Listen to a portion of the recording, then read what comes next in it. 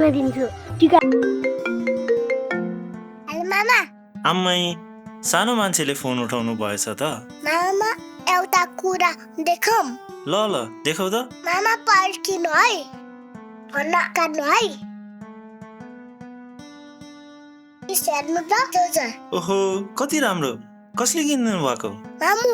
ओहो कस्तो राम्रो किनिदिनु भएछ, मलाई पनि डोजरमा चढाऊ है। यो त टोय मात्रै हो, हजुर अट्नु हुँदैन। कति बाटो मेरो भान्जा। अनि खै त मामु?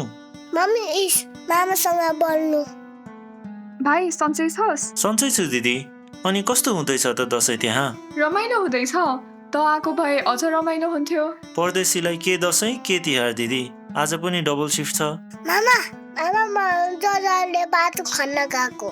हुन्छ मजाले खनेर आऊ है। त अनि यस्तै थिस् बच्चामा, गाडी मात्र खेल्ने।